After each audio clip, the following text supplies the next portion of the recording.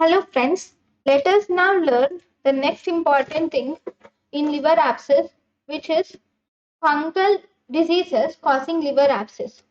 So actually this fungal liver abscess.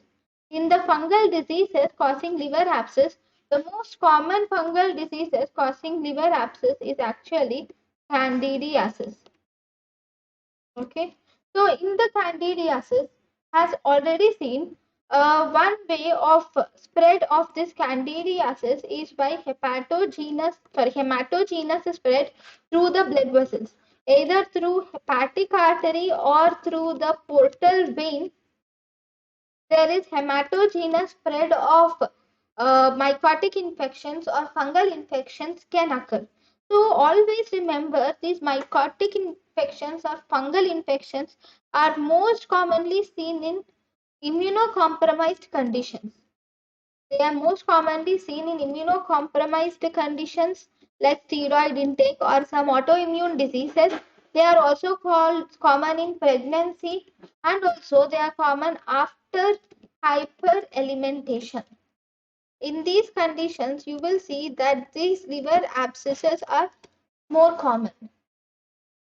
Then, if you see the clinical features of fungal liver abscess, the clinical features include we have persistent fever is seen in the fungal liver abscess, and this is a persistent fever seen in neutropenic patients. This persistent fever is seen in neutropenic patients most commonly.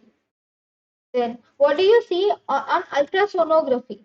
So, if you see the ultrasonographic findings, the first important finding is this one, which is called as wheel within a wheel condition. Okay, in this wheel within a wheel condition, this is one picture which I have found showing wheel within wheel condition. So here we have a peripheral, this is the outside, this is peripheral hypoechoic zone. First we have a hypoechoic zone peripherally, then we have inner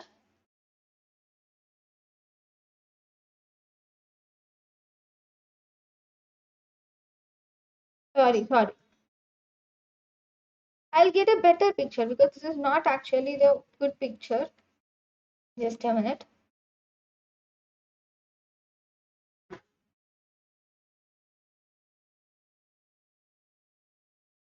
Then, in the ultrasonography, we will see this appearance. This is the left lobe of liver, and this is the gallbladder, which you can see here. So here you will see this wheel within wheel lesion.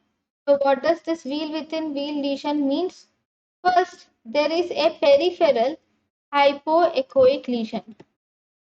There is a peripheral hypoechoic lesion like this. Okay, number one. Then there is inner echogenic wheel. Inner, which is echogenic wheel, is present in the inner, and followed by this, again in the center, we have a hypoechoic nidus. So this is wheel in wheel appearance. See, you can see here clearly the same appearance which you see here. Okay, so we have peripheral hypoechoic zone. Then we have a central inner echogenic wheel. Then we have in the center, that is central hypoechoic nidus is present. In the central hypoechoic nidus, you will see that there should be focal necrosis should be there with fungal elements. Focal necrosis along with fungal elements are present in the central hypoechoic nidus. So this is the appearance which you see, that is wheel within wheel appearance.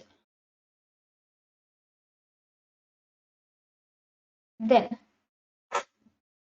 the next appearance is bull's eye lesion. The second type is actually a bull's eye lesion. This bull's eye lesion is almost seen as 1 to 4 centimeter size lesion. And in the bullseye lesion, we have first, in the center, we have a hyperechoic center is present, which is surrounded by a hypoechoic rim. So we have hypoechoic center surrounded by a hyperechoic rim, like a bull's eye. So this is called as bull's eye lesion. So first we have, this is hypoechoic rim, which is surrounding the hyperechoic center. This hyperechoic center is mainly because of the inflammatory cells.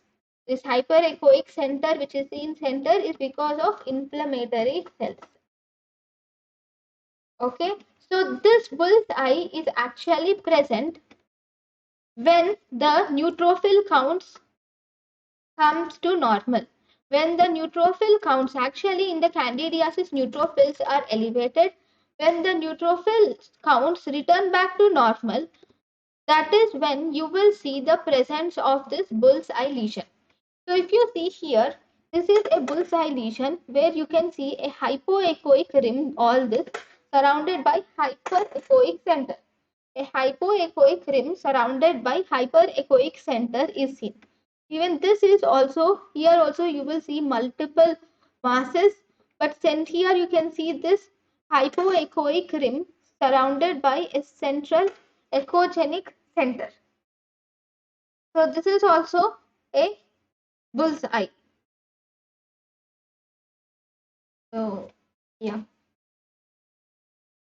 Next in candidiasis, you will see a wheel within wheel appearance. You will see a bullseye appearance. You will also see two more types of appearances.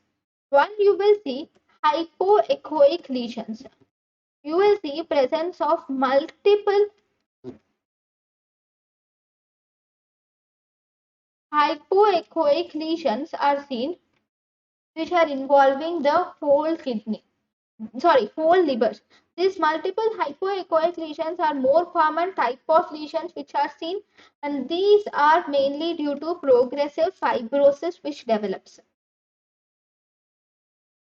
So if you see in this picture, you will see presence of, this is a hypoechoic. So all these multiple blackish, darkish colored lesions, these are all hypoechoic lesions.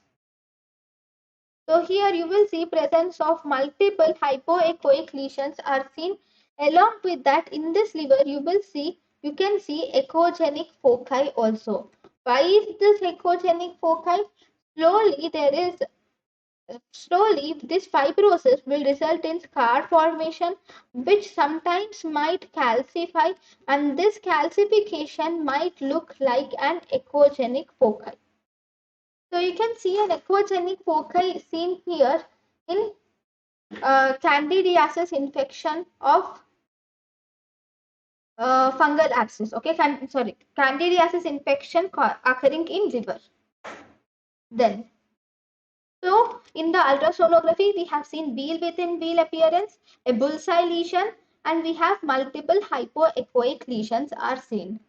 Now, how are you going to treat the patient? First, how are you going to diagnose the patient? Diagnosis is mainly by, we can do a percutaneous liver aspiration can be done. A percutaneous liver aspiration can be done. This percutaneous liver aspiration helps in obtaining the organism. For organism, that is through microbiology, we can find out which organism is causing the liver disease. Next.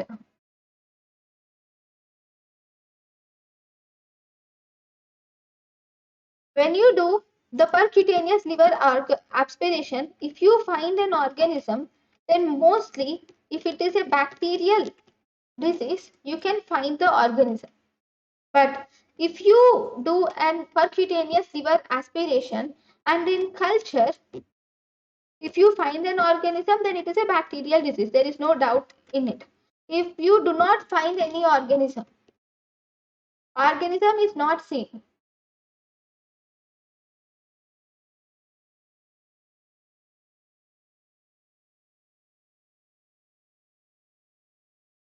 So organism is present, it can be bacterial or it can be fungal also. It can be any other, okay? But sometimes if you have done a culture and organism is not seen, then that means your sample collection is wrong. That means you have taken the sample from the necrotic portion. You have taken the sample not from the necrotic portion of the lesion. Okay, actually, here in this abscess, that is fungal liver abscess, we have a lesion, right? We have hypoechoic lesions, we have bullseye, we have hypoechoic lesions, bullseye lesions, and wheel within wheel lesions. So from the lesions, in the lesion, we have central necrotic portion. Okay, through this central necrotic portion, you will have to aspirate and then take the sample. If you take the sample through the necrotic region, on examination, you will see presence of pseudo-hyphae of candida, which can be identified. But if the sample is not taken from the necrotic portion, then the organism is not identified. That is, organism not found.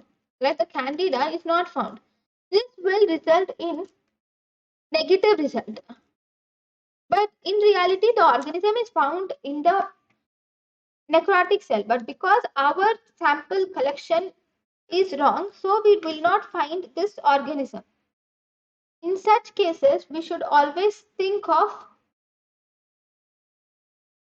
that the candida is present, that organism is present, and it is actually a false negative result.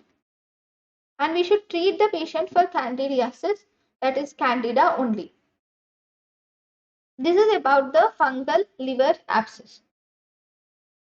Thank you for watching.